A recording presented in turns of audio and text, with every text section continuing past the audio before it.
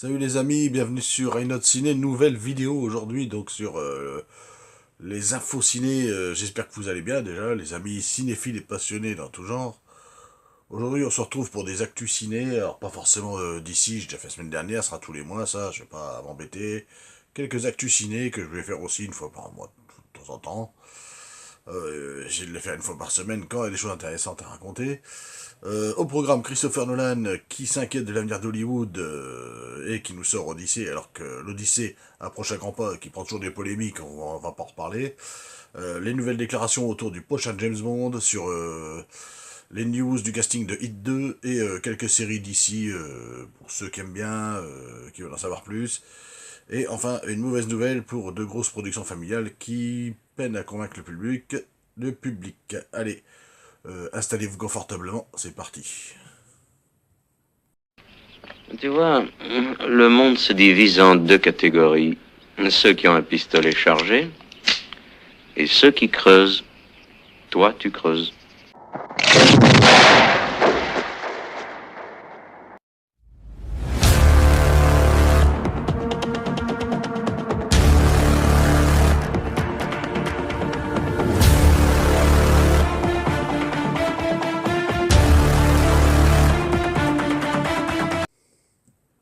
Christopher Nolan ou le Hollywood ne prend plus de risques, on pourrait dire ça comme titre aussi.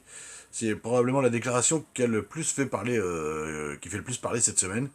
À quelques jours de la sortie, donc le rappel que ça sort le 15 juillet, l'Odyssée, donc le 15 juillet, à quelques jours de la sortie, Christopher Nolan s'est confié en disant sur l'état actuel de l'industrie du cinéma et selon lui, Hollywood est devenu beaucoup trop prudent. Donc les studios préfèrent miser sur des recettes, comment dire, déjà connues. Le plus souvent, on a déjà remarqué, hein, on a déjà fait plusieurs vidéos là-dessus. Déjà connus, ils s'inquiètent plus, des scénarios bas de gamme, plutôt que de proposer de véritables nouveautés. Et c'est justement cette peur du risque qui fait que, ben, selon Nolan, certains blockbusters peinent aujourd'hui à trouver du public. Alors ce qui n'est pas le cas de tous les blockbusters, attention, mais il y en a certains qui trouvent encore leur public. Il y en a certains qui trouvent encore un public. Bon, ceux de Nolan, on peut pas dire, Oppenheimer, les derniers, tout ça, ça a toujours marché, malgré il y avait toujours d'espèce d'inventivité à chaque fois. C'est pas faux. Pour lui, le spectateur n'a pas envie de revoir éternellement les mêmes films. Pour lui. Il cherche avant tout à être surpris. Et c'est pas faux. Donc c'est d'ailleurs cette philosophie qui l'a toujours guidé. Lui-même, Christopher Nolan, hein, de Memento en passant jusqu'à Inception, vous regardez même Insomnia, qui était arrivé quand même, Interstellar, Oppenheimer, la trilogie de Dark Knight qui était fabuleuse. Aujourd'hui, l'Odyssée qui sort, Nolan a toujours essayé de proposer des projets ambitieux et avec l'Odyssée, je pense qu'il remet au goût du jour, encore une fois, un genre quasiment disparu, le grand péplum. C'est vrai qu'on a pu ça depuis un moment, enfin, un genre péplum, même un film biblique, hein, quelque part, parce que c'est un pari colossal quand même, ça, tourner en IMAX, son Odyssée, là. Le film aurait coûté environ 250 millions de dollars, il faut le savoir aussi, qui est son budget, hors promo. Autant dire qu'il faudra réaliser un énorme box-office quand même pour lui, pour que ce soit rentable. Alors Nolan reconnaît lui-même que le risque existe, mais selon lui, le véritable danger serait justement de ne pas prendre de risque. Et il trouve qu'il y en a beaucoup maintenant qui ne prennent plus de risques. Vous avez juste à voir les films, voilà, hein, vous regardez les derniers Superman, les derniers Supergirl, hein, c'est les mêmes plans dans les deux films, alors que c'est pas le même réalisateur, mais on sent que c'est James Gunn qui est derrière là, donc voilà. Je vais pas en reparler, mais j'ai pas vu le film, hein, franchement, Supergirl, mais je vois au plan avec la bande-annonce. Voilà, donc non, bah, vous avez qu'à voir, voilà, c'est préparé, c'est un film préparé, à la va-vite, c'est fait à la va-vite. Ils en ont rien à glander de ces films. Ils les font, mais ils en ont rien à glander, c'est juste pour faire voilà, pour faire un marché d'ici studio, mais ça fonctionne pas. La preuve, apparemment, Supergirl se casse encore une fois un peu plus la gueule. J'en reviens plus dessus. Le public répond pourtant présent à des trucs, justement, lorsqu'on lui fait confiance, quand il y a des gros projets. Reste maintenant à savoir si l'Odyssée connaîtra un bon destin comme Oppenheimer et tout ça. On verra ça. On verra les réponses dans quelques semaines. Ensuite, les amis, je vais revenir sur James Bond. Eh oui, James Bond, la course au nouvel agent 007 continue. Ah oui, ils ont tellement fait chier le monde. Les faire racheter, enfin, je vais en parler après. Depuis le départ de Daniel Craig, après Mourir peut attendre, qui remonte déjà à 2021, une question revient, qui va interpréter le prochain James Bond? Et plusieurs noms circulent depuis des mois, enfin depuis des années, attention, parce que là ils disent depuis des mois, j'ai vu depuis des mois, mais non, c'est depuis des années déjà qu'ils cherchent, mais bon, à un moment donné c'était carrément marqué Aaron Taylor Johnson, il est plus dans la liste, hein. Maintenant pour l'instant ce serait plutôt Jacob Elordi, Callum Turner ou Harry Dickinson, trois acteurs régulièrement cités parmi les favoris, donc pourtant Debbie McWilliams, c'est celle qui a supervisé les castings des films James Bond pendant près de 40 ans.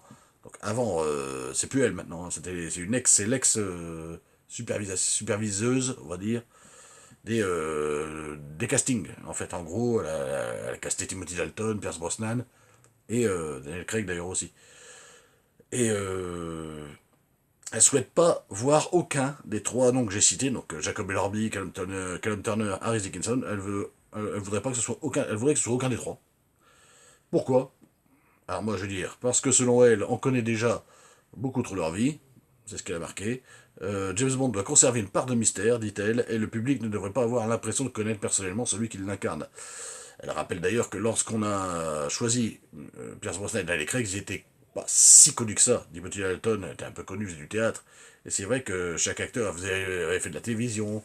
Sean Connery, quand il a eu le premier rôle, enfin voilà, bon, c'était pas elle qui l'avait casté, mais ils étaient beaucoup moins. Timothy Dalton était connu au théâtre, ils étaient beaucoup moins exposés médiatiquement avant de faire James Bond, surtout Pierce Brosnan et Daniel Craig. Donc c'est désormais Nina Gold, donc collaborative, en collaboration avec Denis Villeneuve, parce que c'est Denis Villeneuve qui a été choisi pour réaliser James Bond.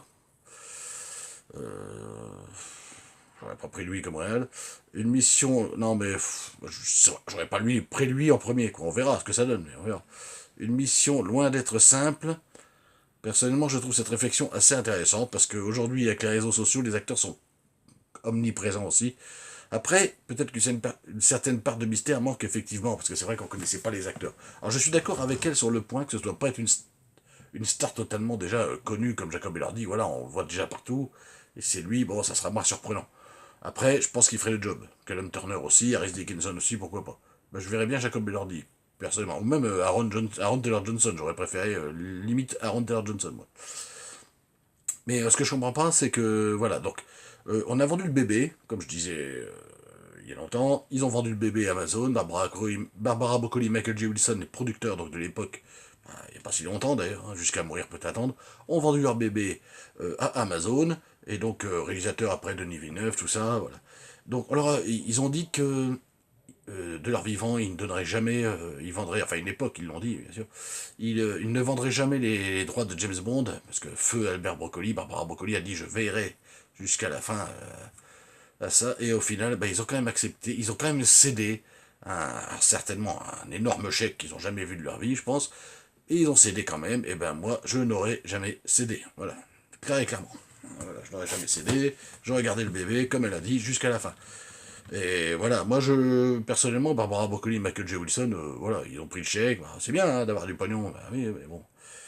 Moi j'aurais veillé à ce que, parce que maintenant, à cause d'eux, j'ai envie de dire, eh ben, ils vont nous foutre du Amazon, du James Bond, donc déjà réalisé par Denis Villeneuve, on verra ce que ça donne. Ils ont toujours pas trouvé l'acteur, ils galèrent. Ils savent pas s'ils veulent un plus jeune, un vieux, une femme, un noir, un chinois, enfin on s'en fout, on sait pas. Oui non mais je m'énerve parce que ça m'énerve. Ça m'énerve parce qu'ils savent pas où ils veulent. Ils savent déjà pas où ils vont avec leur James Bond. Ils veulent le racheter, ils veulent tout reprendre, mais ils savent pas ce qu'ils veulent en faire. Voilà. Donc on verra bien. Moi franchement pour moi, de toute façon je pense que James Bond est mort avec Daniel Craig, hein, j'avais déjà dit. En plus là ils veulent nous mettre des. Ils vont nous mettre. Bah, vont nous tuer James Bond de toute façon. Hein. Comme avec les Star Wars, comme avec, ils vont faire des séries, ils vont faire des spin-offs James Bond. Ça va être n'importe quoi, mais n'importe quoi. James Bond, ça fait plus de 60 ans que ça existe. 65 ans même, je sais pas, ça a toujours été des films qui sont sortis au cinéma. Et voilà, et ils vont nous casser ça aussi. Enfin bon bref, je reviens pas là-dessus. Ils font ce qu'ils veulent, de toute façon ils font toujours de la merde, et je pense que ça sera de la merde, effectivement. Allez, c'est parti, Hit 2. Alors je parle de Hit 2. Le casting, on sait enfin le casting de Hit 2, donc le projet a bien avancé. Les rôles n'étaient pas confirmés entièrement. Donc en fait c'est le statut, grâce au roman de Michael Mann qui est sorti il y a une petite paire d'années maintenant, et il a décidé de réaliser le propre film du roman, donc ça sera une espèce de préquel et de séquel en même temps. Il y aura un peu de flashback, un peu genre le Parrain 2, vous voyez. Donc on sait que Leonardo DiCaprio jouera, donc il hésitait entre le rôle de Chris Charlize, donc le rôle de Val Kilmer, et celui de Neil McCauley plus jeune de Ronaldinho, et finalement, Leonardo DiCaprio jouera le rôle de Chris Charlize, donc la suite. Il jouera le rôle de que tenait Val Kilmer dans le premier film. Christian Bale jouera le rôle du jeune Vincent Hanna, donc le rôle plus jeune du personnage d'Al Pacino dans le premier film. C'est Stephen Graham qui jouera Neil McCauley, le personnage de Robert De Niro, plus jeune.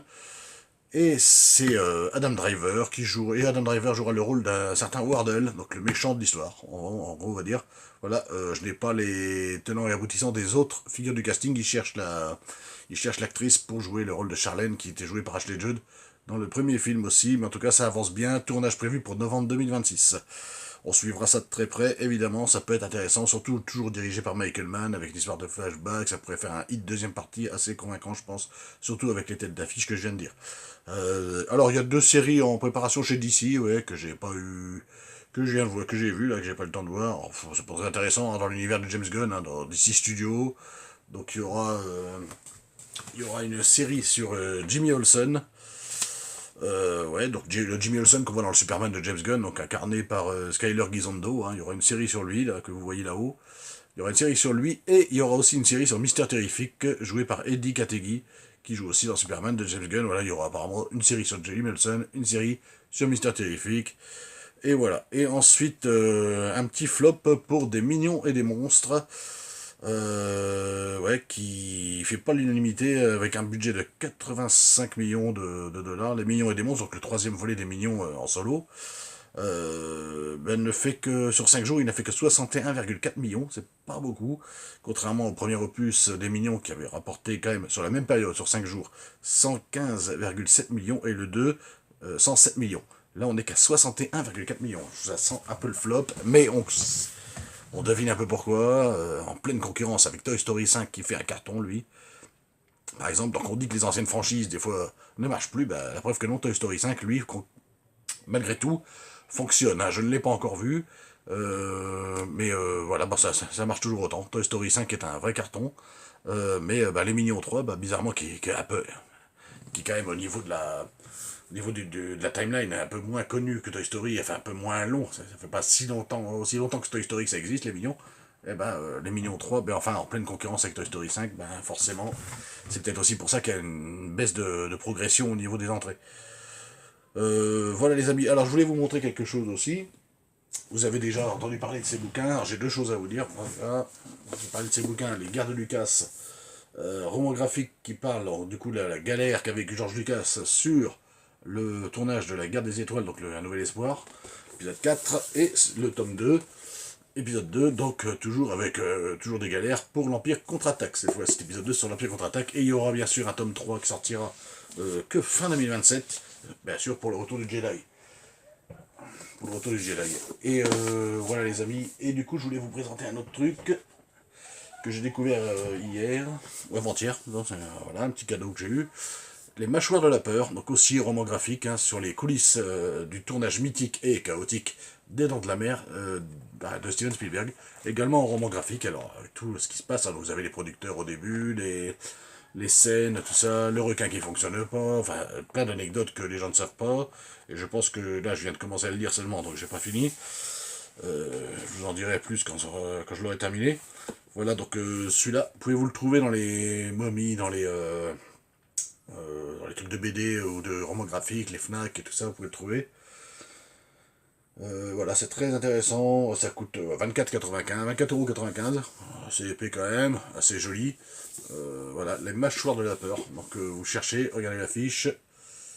Voilà, les amis, je peux vous conseiller d'acheter ça. Voilà, et maintenant j'en viens au live de mercredi, donc le live que je ferai mercredi soir, bah, toujours pareil, normalement, comme d'habitude, mercredi soir de 20h30 à 22h30. Si c'est plus tard, j'essaie de faire un post pour vous dire si c'est vers 9h30, 21h30 plus tôt, ou voilà, ou ça, à mon avis, je serai peut-être à l'heure, vers 20h30, je pense que ça peut le faire, ou 21h, voilà, entre les deux là. N'hésitez pas à rester connecté, 20h30, 21h, dans tous les cas, je serai là mercredi soir pour ce live. Voilà les amis, abonnez-vous à la chaîne si c'est pas fait, la petite cloche, le petit pouce, et puis je ferai certainement une autre vidéo demain ou mercredi, dans la journée. Allez, salut les amis, à plus.